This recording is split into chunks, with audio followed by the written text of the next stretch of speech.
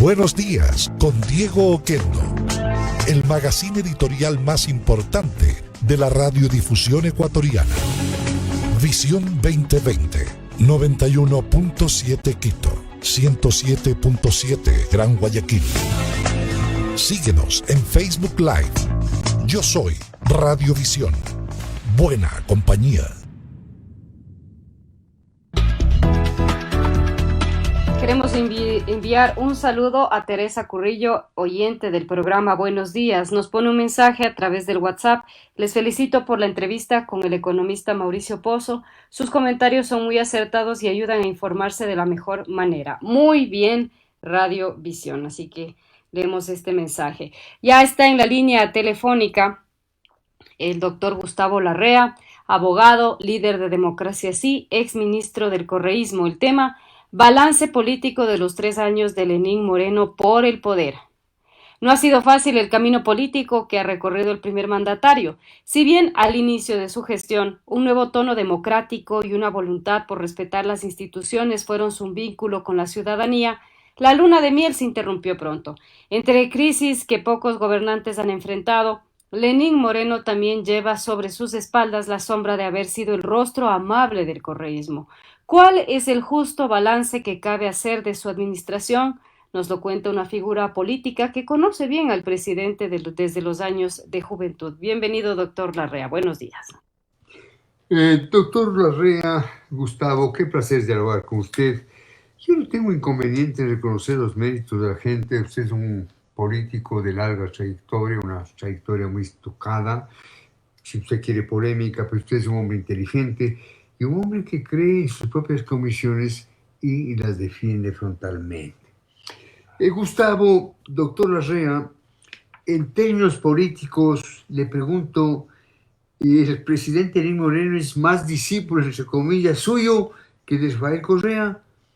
Ya lejos de este giro de humor, le pregunto, ¿cómo ve usted la evolución política del primer mandatario desde la juventud en el MIR, pasando por el correísmo hasta este momento en que inicia su 4º y último año en el poder? Le vamos a escuchar con vivo interés, Gustavo. Muy buenos días, Diego. Un gusto estar en Radiovisión y poder dialogar contigo y con Michelle. Creo que uno es responsable de sus actos y que el presidente de la República en su trayectoria, en su acción, es responsable de lo que él ha sido capaz de hacer y dejar de hacer. En su periodo de gobierno creo que podemos avisorar primero una decisión firme de distanciarse de un gobierno autoritario y corrupto y no seguir sus huellas, no seguir las huellas del autoritarismo, devolverle al país la independencia de funciones del Estado y no ser cómplice o tapar la corrupción del régimen anterior. Creo que ese es un mérito sin duda del presidente Moreno. Para ello, el distanciamiento con el expresidente Correa se produjo el mismo día de la transmisión del mando, porque hace 3 años el mensaje de Lenín Moreno fue un mensaje distinto al que esperaba Correa, y eso llevó a que el distanciamiento se produjera. Creo que el presidente Moreno actuó con honestidad, con transparencia, con firmeza, e impulsó una consulta popular importante, muy importante, porque marcó una diferencia con el régimen anterior, la consulta realizada el 2018, 4 de febrero del 2018, con las 7 preguntas, entre esas una muy importante en relación a la reelección indefinida, una pregunta en relación al Consejo de Participación Ciudadana, que yo desde esa época la califiqué como limitada, porque creo que ese consejo transitorio que por mandato del pueblo, el resultado de esa consulta se constituyó, debía ser transitorio y terminar ahí el Consejo de Participación Ciudadana y no más, porque es una institución que no tenía sentido dentro de un Estado democrático de derecho. Y además la prueba clara de que los consejos anteriores eligieron a dedo a los distintos funcionarios y todos adeptos al correísmo. Por lo tanto, creo que fue ese un paso histórico importante para el país de recuperar la democracia y las libertades. Creo que ese es su mejor legado. Estamos dialogando con el doctor Gustavo Larrea, a mi modo de ver, lo digo con gran objetividad, uno de los críticos más agudos, uno de los analistas más agudos de la política nacional. Gustavo, ¿qué justo balance haces de los 3 años de gestión de Moreno, tomando en cuenta varios momentos de crisis, como el asesinato de los periodistas en la frontera norte, sus 3 vicepresidentes, el paro de octubre, el desplome de la economía y la pandemia, amén de la gran crisis de ser el sucesor de Rafael Correa, Gustavo? Sí, yo creo que al presidente Moreno le ha tocado gobernar en momentos muy difíciles y muy críticos. En definitiva, el enjuiciamiento penal al ex vicepresidente Glass y la salida del vicepresidente, la salida de la ex vicepresidenta Vicuña, creo que marcaron una clara definición y posición del presidente Moreno en el sentido de no permitir ni socapar la corrupción y que esta no quede en impunidad, y creo que eso fue importante. Como bien tú lo señalas, también enfrentó problemas como los primeros días del año 2019, con el tema gravísimo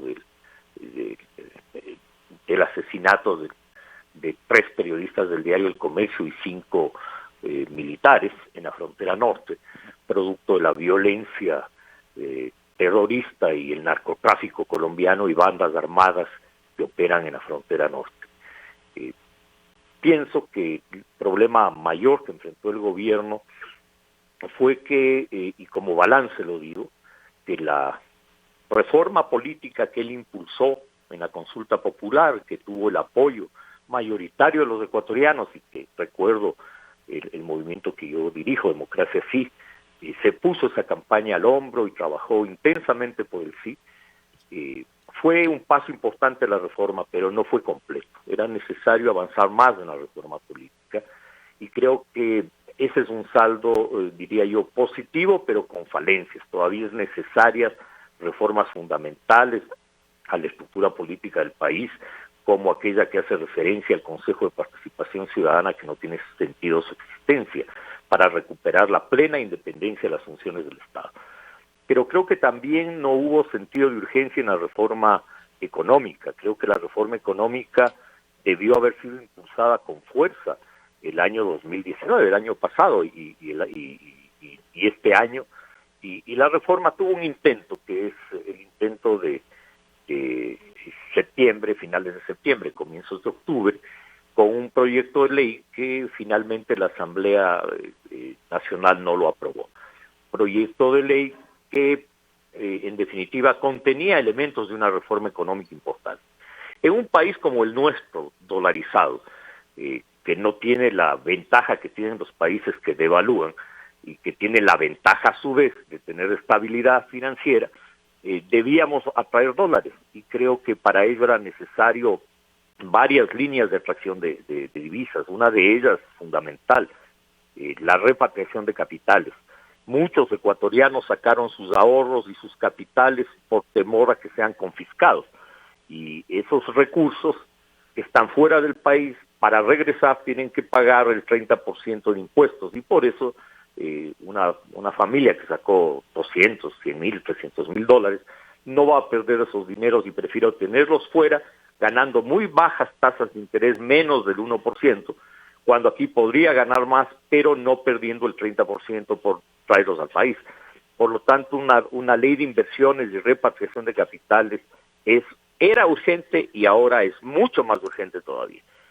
Facilitar el regreso de pequeñas, medianas y grandes inversiones de nuestros compatriotas que salieron fuera del país. Tenemos más de 2,5 millones de ecuatorianos viviendo en otras partes que podrían traer sus recursos. La apertura a la banca internacional, para que la banca internacional venga nuevamente al país, banca offshore, banca de segundo piso, que traiga recursos y contribuya a dinamizar la economía. Y finalmente las exportaciones. Creo que hay que fortalecer una política de exportaciones. Estamos atrasados en eso. Si bien hay que reconocer, claramente que el sector privado, pese a que la política pública no ha contribuido a la dinámica económica, mantiene un crecimiento de las exportaciones que van a tener desde luego en estos meses un bajón terrible por la pandemia y la crisis que vivimos. Pero creo que la reforma económica que ahora el presidente la ha planteado debió haberse acelerado desde hace meses atrás. Un Estado como el que tenemos, que debe garantizar el derecho a la salud, a la educación, a la seguridad, debe ser un Estado ágil, eficiente, no un Estado abultado, gigantesco, con una política de despilfarro que caracterizó la década pasada y que ahora lo que se ha hecho es mantener el presupuesto, no inflarlo, no subirlo, quiero decir, pero no bajarlo, y lo que hay que hacer es contraer ese presupuesto, porque el Estado no puede, el Estado no puede ser sinónimo del despilfarro. Tiene que ser un Estado austero,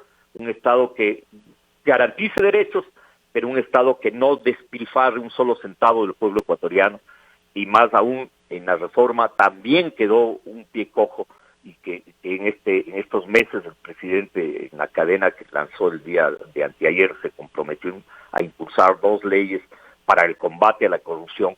No es posible que la Contraloría se le haya quitado la posibilidad de hacer los exámenes previos a la contratación pública, como lo hizo el gobierno de Correa, y el presidente Moreno mandó un proyecto de ley sobre eso. La Asamblea también tiene responsabilidad en no haber agilitado algunas reformas fundamentales para el país, como aquella de lucha contra la corrupción.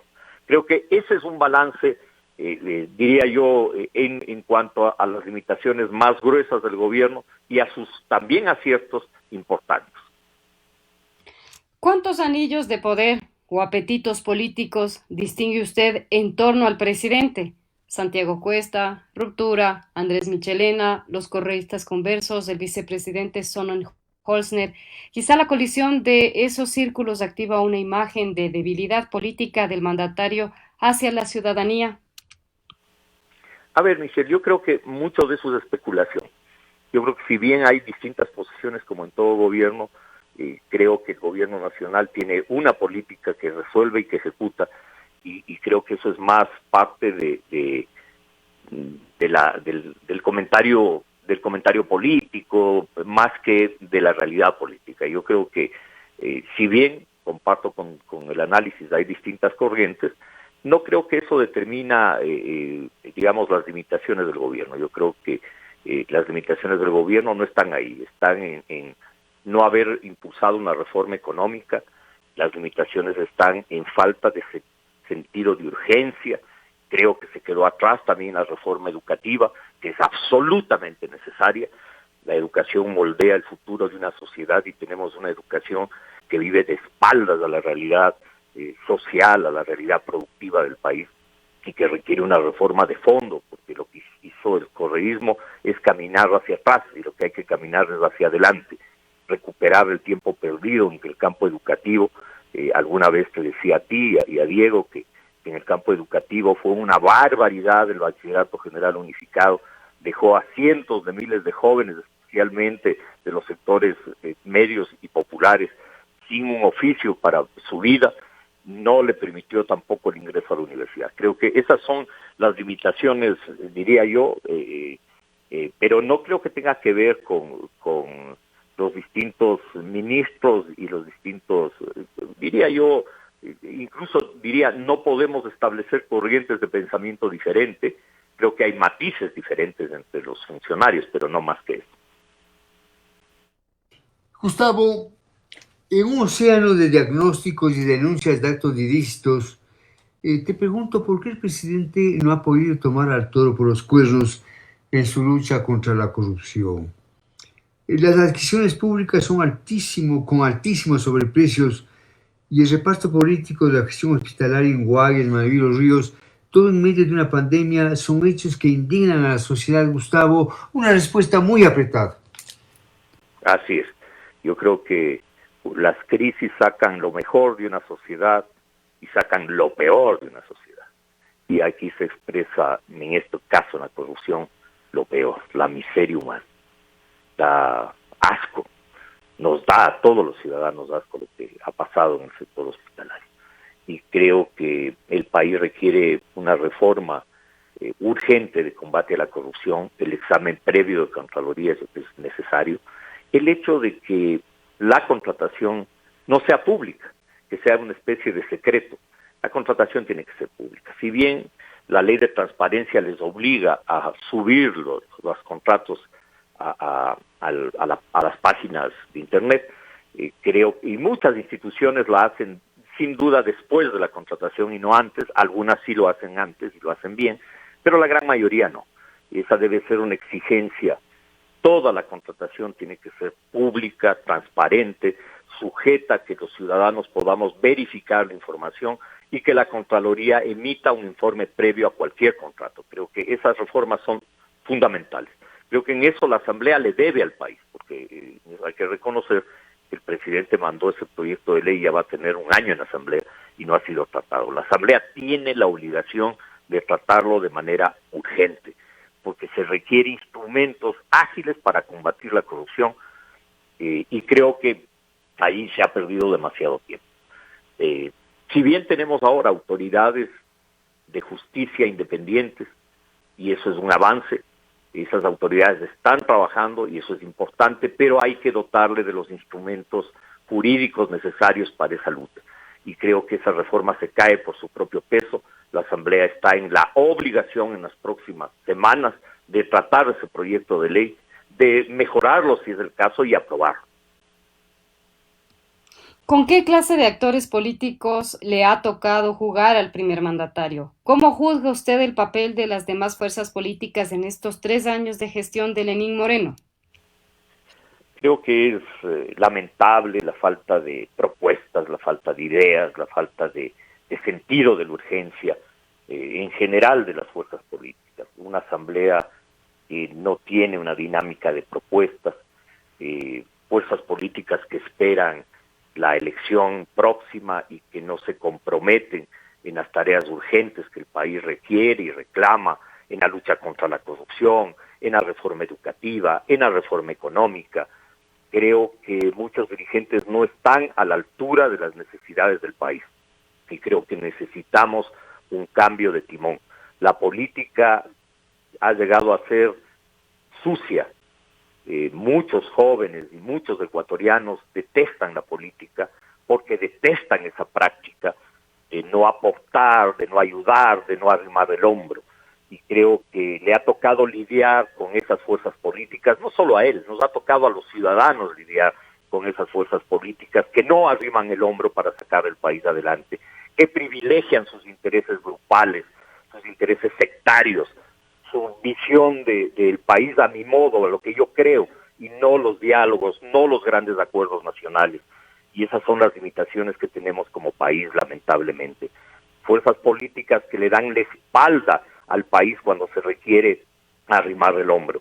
Incluso algún dirigente dice, sí, el que más tiene más aporte, pero el rato de ponerse a aportar o legislar para que la gente aporte solidariamente ante la crisis, se niegan a dar los votos en la Asamblea y no se puede aprobar una ley que permita que quienes hayan tenido utilidades por más de $1 millón aporten a la pandemia.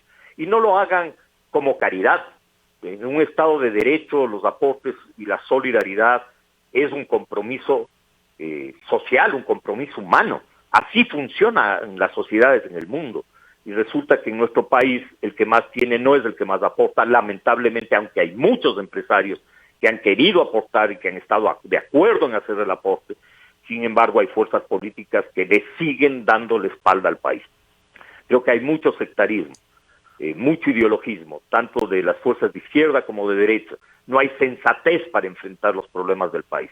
Y creo que eso es lo que nos tiene molestos a muchos ecuatorianos, que no vemos generosidad, no vemos que en un momento de crisis como el que estamos atravesando, de desprendimiento, de subordinar los intereses de mi grupo, de mi movimiento, de mi sector, a los intereses nacionales.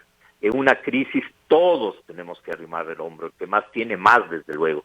Hay ecuatorianos que no pueden contribuir, tenemos 2 millones de familias ecuatorianas que no tienen ingresos, que viven en el desempleo, que requieren aporte solidario y se les niega ese aporte al negarse el apoyo de parte de los que más tienen. Creo que esa es un reflejo simplemente o una expresión de lo que ha sido el comportamiento político en estos años. Años en que debimos empujar todos una reforma económica, una reforma social, una reforma ética, una reforma política.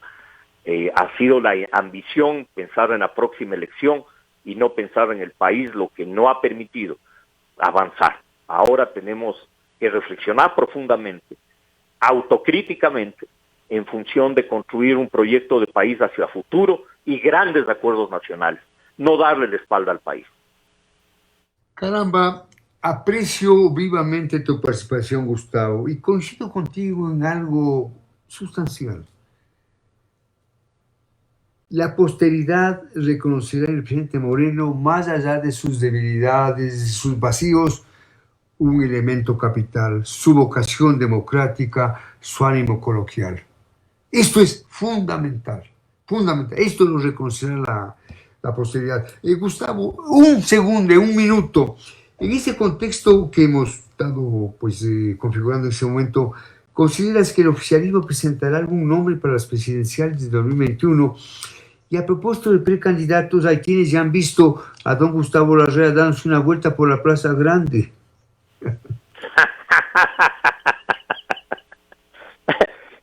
Yo tengo la ventaja de que hago política no por vanidad ni por ambición, y esa es una ventaja enorme, porque nunca he estado ni estoy en eso. Creo que el gobierno eventualmente tendrá candidatos, tienen todo el derecho de tenerlo. Tienen varios movimientos políticos que son parte del gobierno, entre esos el movimiento Alianza País, y ellos tienen todo el derecho de presentar su candidatura. No avisoro una candidatura aún, se dice, pero eso es un decir simplemente, de que probablemente sea el vicepresidente. Sin embargo, esa es una decisión que tienen que tomar ellos.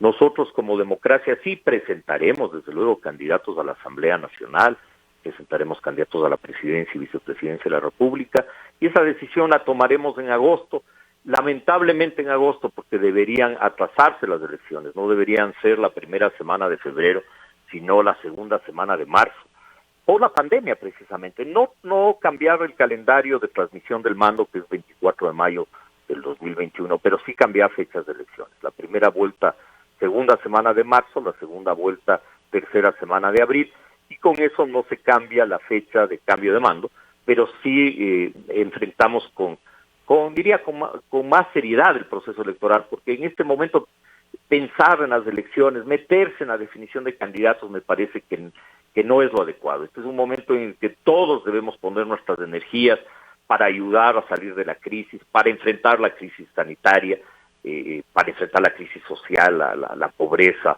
gente que no tiene que comer, la solidaridad humanitaria y la solidaridad como políticas de Estado y no la caridad que se requieren para enfrentar estos problemas. Y creo que yo por lo menos no tengo en mi cabeza el proceso electoral, lo que tengo es el trabajo cotidiano, diario, por ayudar a la gente, que en el caso de cada una en el caso nuestro, de nuestra organización, lo ha hecho en la medida de nuestras posibilidades, desde luego, pero lo hemos hecho solidariamente, y creo que eso es lo más importante. Sin embargo, más allá de nuestra voluntad, va a haber elecciones en la fecha prevista, por lo menos hasta el día de hoy así está, y por lo tanto nos tocará definir candidaturas en el mes de agosto. Tenga la absoluta seguridad que definiremos candidaturas siempre pensando en el país y en el bien común, y no en intereses ni personales ni grupales. Gustavo, un abrazo cordial, cuídate, siempre es gratificante estar contigo porque es un hombre inteligente, objetivo, y aprendemos con tu charla. Mil gracias, Gustavo. Muchas gracias, Diego, muchas gracias, Michelle. Un fuerte abrazo.